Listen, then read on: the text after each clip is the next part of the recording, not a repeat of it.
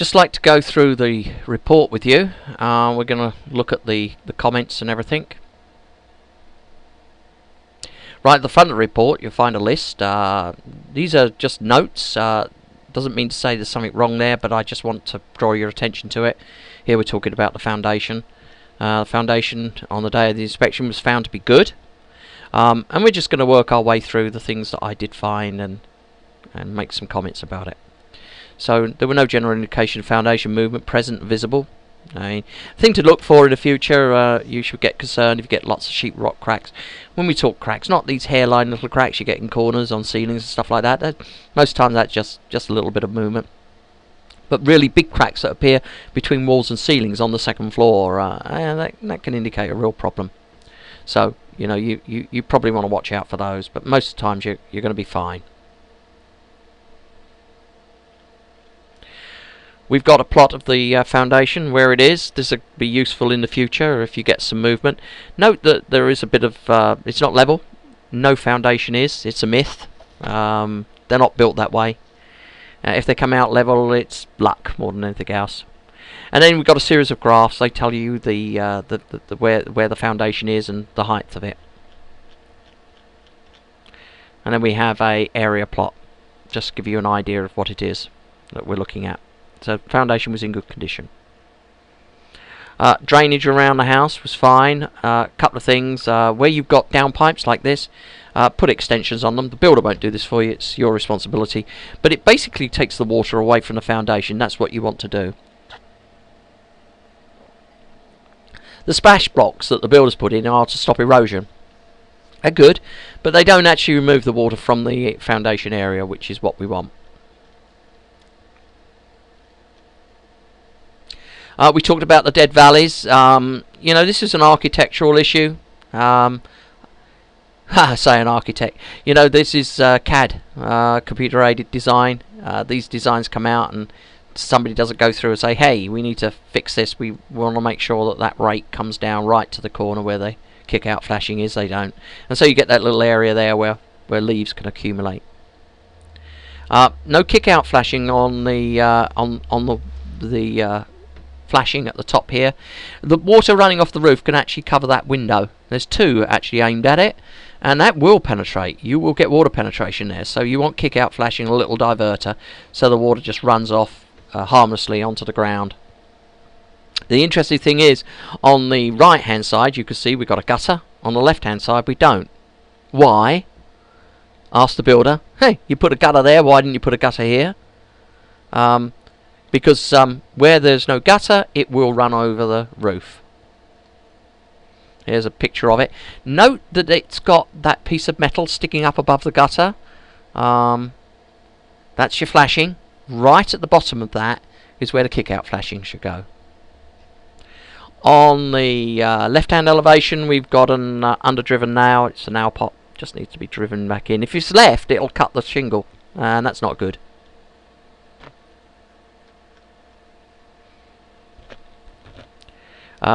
Insulation, good in the house.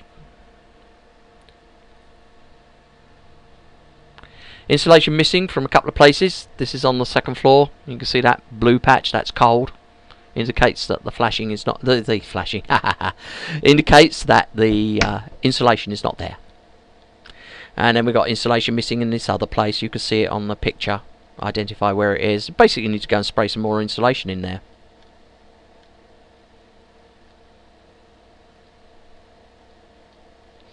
And then the attic door in the games room is not insulated. You should get that insulated. The weather sealing around the attic pull down, not very good. That needs to be fixed. You see there, it's going to allow cold air in the winter and hot air in the summer. Put up your utility bills. We've got a fence that's in direct contact on the left hand elevation with the wall. That can allow vermin onto the property, so you want to get that removed. All you have to do is cut the fence back and that'll fix it. Water penetration points. This is a bowel and the wire goes through into the wall. There's a hole there, so any water getting on that wall can get in through that wall. You want to cork around that bowel. Likewise, the hose bibs, there's holes. Water's going to get in. We spoke about this one. Did it stick out too far? Do you know I find this all the time? If they put mortar around it, it would be fine. What we're concerned about is not how far it sticks out. We're concerned it doesn't move, which that one doesn't, and that there's no way water can get into the walls. And we got most of the hose bibs need to be fixed. We looked at this on the left-hand elevation. You've got a damn great hole in the side of the wall. Builder should fix that for you. Sprinkler, conduit, water can get in there. And likewise at the gas supply. Then inside the house, a couple of places, the cabinetry. Look in the cabinetry, go round, get yourself a little bit of caulking, seal those holes. Likewise under the kitchen sink. And then in the laundry room, you can see the picture here, from floor to ceiling, missing insulation in the wall. That needs to be fixed. It should have been there, it just got missed. And then the weather seals at the doors, ineffective. The builder should go round and fix those for you. The actual door at the front door, I think I pointed out to you, you can see light coming through. It's that bad.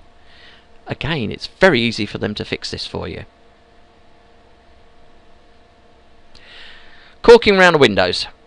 This is how it is at the moment. There's holes. There shouldn't be. Guess what? In a year's time, they're going to be even more. Caulking deteriorates over time. You need to do it as an ongoing maintenance thing. Just go around and fill those holes. The builder will do it for you at the moment, but as they appear in the future, just fill them. A lot of water can get through little holes like that.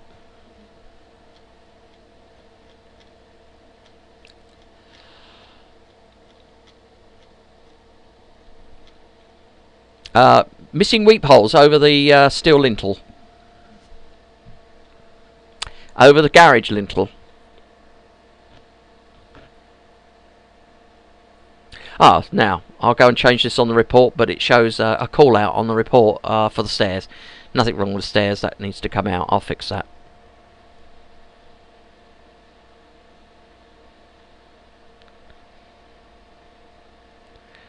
Now, the electrical systems. I found a lot of voltage drops. This is an easy fix for an electrician. They go around and tighten up all the screws, but you get all sorts of issues with voltage drops, and we discussed the Wii problem, didn't we? Well, that's what causes it, voltage drops. So that definitely needs to be addressed.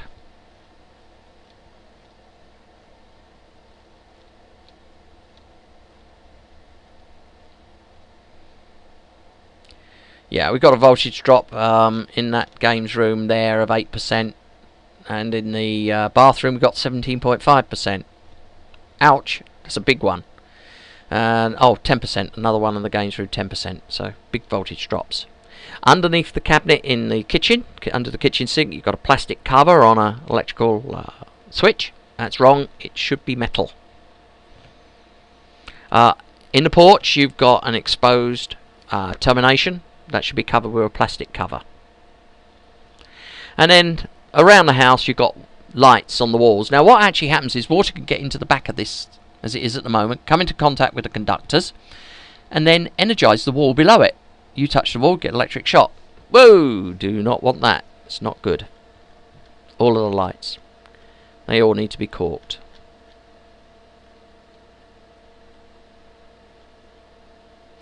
Likewise, the isolator boxes, they need to be caulked.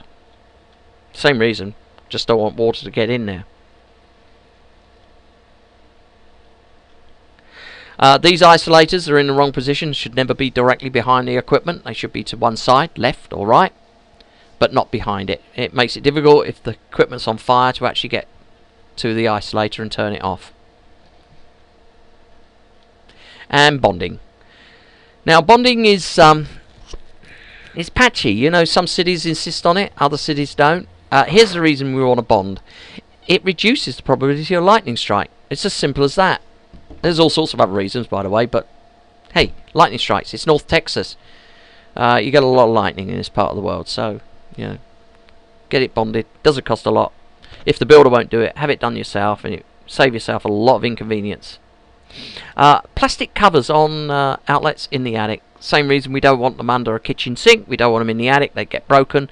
Put your fingers in there, can't see, and you touch the conductors, and wow, you get a shock. Heating ran perfectly.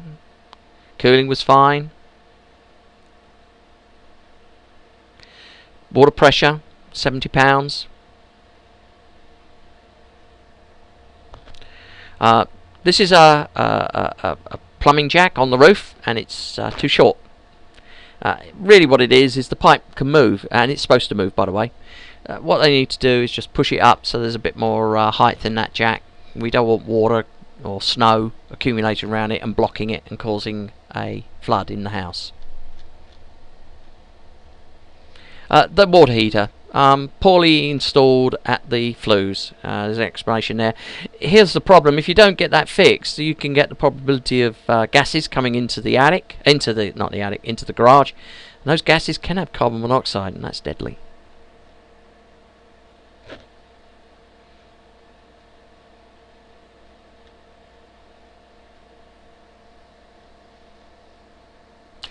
We know about the vent hood. We talked about that. It's not working. They're putting a new one in for you, or replacing the broken parts.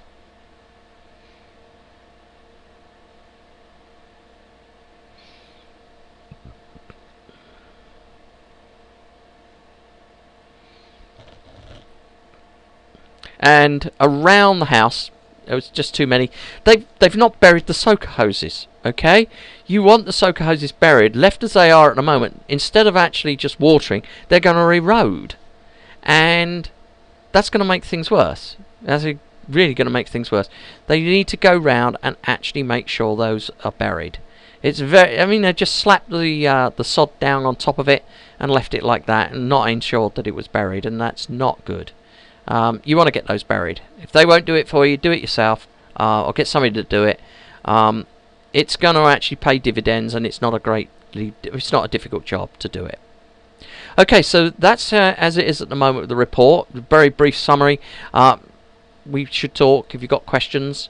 Don't hesitate to call me. I'm inspecting throughout the day, so you're not going to get me when you phone me, because I won't answer the phone while I'm inspecting, unless you're my wife. You're not, so I'm not going to answer. Anyway, I do want to talk to you. If you've got any questions, don't hesitate to call. I will come back to you, promise, and answer any questions I can. And in the year going ahead, you got issues and stuff like that, and you're worried about anything, don't hesitate, give us a call.